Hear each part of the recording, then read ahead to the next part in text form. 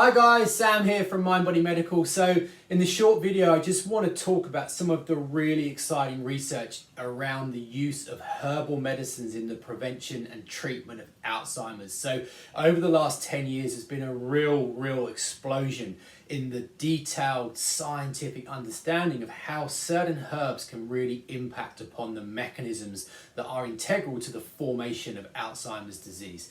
And there are so many herbs that have shown real promise in that capacity, but there is one herb that stands above all others, and that herb is the Ayurvedic tonic herb Brahmi. And in Ayurveda, Brahmi has been used for millennia for treating, managing, preventing all kinds of neurological conditions, from Alzheimer's and dementia to Parkinson's to epilepsy, pretty much most, all neurological conditions. But what's so interesting is that approach, that rationale for using Brahmi, particularly in the management and prevention of Alzheimer's and dementia, is now being really powerfully validated by cutting edge Western science. And one of the reasons that's so key is because it really creates the rationale, the motivation for why we should go to the effort of actually using these kinds of herbal medicines. And there are two key factors that are worth flagging up around what makes Brahmi so exceptional, particularly in its role as a preventative for Alzheimer's. And that role is because of the impact that Brahmi has been shown to have on amyloid plaque formation. And it's impossible to overemphasize the significance of this, because there are lots of mechanisms that are required to be in place to develop Alzheimer's, but the single most significant factor that we have to try and prevent or inhibit if we're to maximize our ability to prevent Alzheimer's is we need to reduce the formation of amyloid plaque. Amyloid plaque is the main cause of Alzheimer's. So anything that does that is going to be integral to Alzheimer's prevention.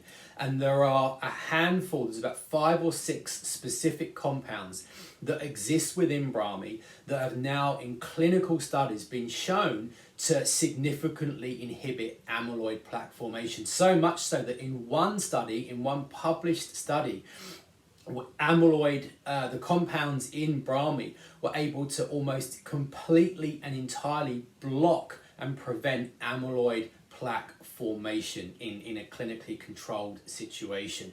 That's a really significant finding, because if we're taking Brahmi as a preventative medicine, as the years and decades go by, it can have such a profound impact upon just keeping the brain in a state of health it's going to prevent the formation of these kinds of diseases, particularly diseases like Alzheimer's and dementia. I think it's just the fact that the science is so robust now around how Brahmi facilitates that. And the other key thing about Brahmi that makes it even more justified is not only is it a preventative in terms of the actual pathology of Alzheimer's, but the evidence is just as strong in keeping our brain and memory sharp. And there is 30 plus years of research now showing how Brahmi can increase our memory recall, can increase our psychometric ability, can increase our cognitive function as we age. The brain, our memory always naturally slows down as we age. Brahmi has been shown to protect against that. It's been shown to protect our memory recall, our cognitive function as we age.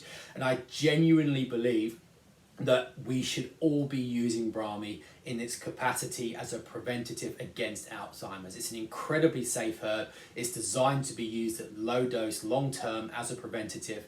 Ideally, the dose you're looking for is around 1,500 milligrams, 1,500 to 2,000 milligrams a day.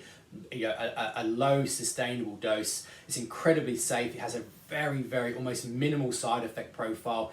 The only thing you'll be aware of is if you're taking epilepsy drugs or antidepressant drugs, just get it checked out with a suitably qualified practitioner just to double check dosing.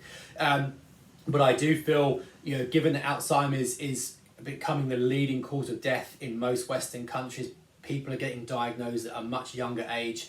I think we should all be taking this seriously, and to my mind, in terms of impact, in terms of evidence, in terms of ease and sustainability, taking to 2,000 milligrams of Brahmi a day. It's sustainable, it's easy, it's clinically proven, and it's targeting these main mechanisms that are essential for Alzheimer's development. So as a preventative, I really do think it's an almost mandatory component, and I really consider you, I ask you to consider you're looking whether you can implement that into your self-care routines. Brahmi is very easy to source online. You can get organic certified Brahmi very easily. Fushi is a brilliant company.